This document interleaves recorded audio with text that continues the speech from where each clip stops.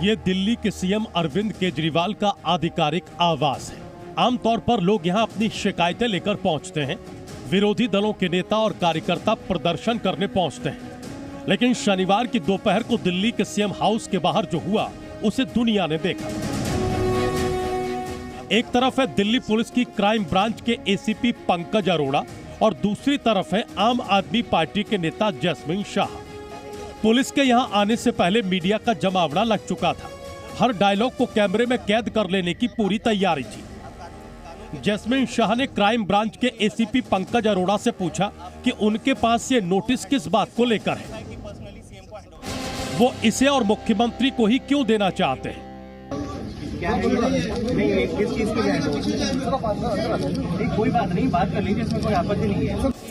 Crime branch के ACP Pankaj Arora बार बार jasmine Shah से अंदर चलने की अपील करते रहे, लेकिन जैस्मिन शाह शायद ये तय कर चुके थे कि सब कुछ मीडिया के सामने ही होना चाहिए। किस कानून में लिखा है कि पर्सनली सीएम को हैंडओवर।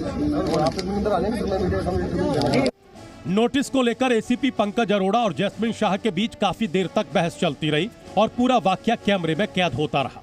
किस कानून के तहत आप देना चाहेंगे? एसीपी ने जैस्मिन शाह को कुछ भी बताने से साफ इनकार कर दिया और आखिर में इसे सीएम ऑफिस में देकर वापस लौट गए। दिल्ली पुलिस की टीम तो केजरीवाल के घर से लौट गई, लेकिन यहां से एक सियासी बहस शुरू हो गई है। अरविंद केजरीवाल ने इस पूरे वीडियो को सोशल मीडिया पर शेयर किया और साथ में लिखा कि इनसे क्राइम रोकने के बजाय नौटंकी करवाई जा रही है और इसीलिए दिल्ली में इतना क्राइम बढ़ रहा है।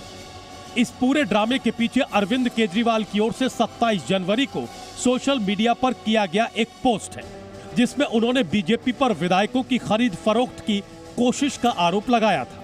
केजरीवाल ने अपने पोस्ट में लिखा था कि आम आदमी पार्टी के साथ विधायकों की खरीद फरोख्त की कोशिश की गई और उन्हें 25-25 करोड़ रुपए का ऑफर दिया गया था, लेकिन सातों विधायकों ने बीजेपी के ऑफर को ठुकरा दिया।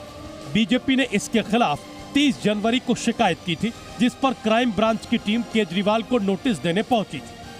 केजरीवाल के आरोपों पर बीजेपी नेता हरीश खुराना ने सवाल उठाते हुए कहा कि अगर आरोप सही है तो केजरीवाल सबूत दिखाए।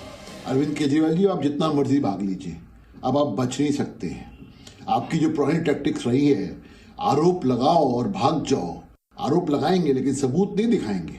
बीजेपी नेता मनजिंदर सिंह सिरसा 2 कदम आगे बढ़े और घोषणा कर दी कि केजरीवाल का जेल जाना तय है। दिल्ली पुलिस अरविंद केजरीवाल जी के घर पे जाके सबूत मांग रही है। बताइए कौन से एमएलए हैं, किनको खरीदने की कोशिश की, कहां है वो पैसे। तो अरविंद केजरीवाल जी घर छोड़कर भाग गए हैं। अरविंद केजरीवाल जी, ये बेईमानी का जंजाल में आप खुद फंस गए हैं।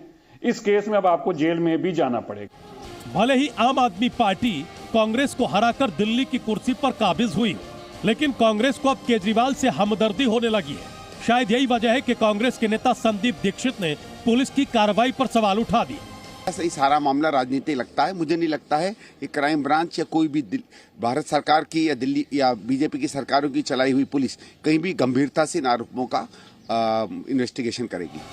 शनिवार के दिन अरविंद केजरीवाल को दोहरा झटका लगा। एक तो आरोपों के जवाब में पुलिस ने नोटिस थमाकर 3 दिन में जवाब मांगा, वहीं दूसरी तरफ कथित आबकारी घोटाले को लेकर ईडी ने केजरीवाल के खिलाफ कोर्ट में शिकायत दर्ज करा दी। केजरीवाल इस मामले में 5 समन के बावजूद पेश नहीं हुए। अतिरिक्त मुख्य मेट्रोपॉलिटन मजिस्ट्रेट की कोर्ट में इस मामले पर 7 फरवरी को सुनवाई होगी। लोकसभा चुनाव से ठीक पहले दिल्ली का दंगल तेज होता जा रहा है, लेकिन इस बार बीजेपी का मुकाबला अकेले आम आदमी पार्टी नहीं कर रही है।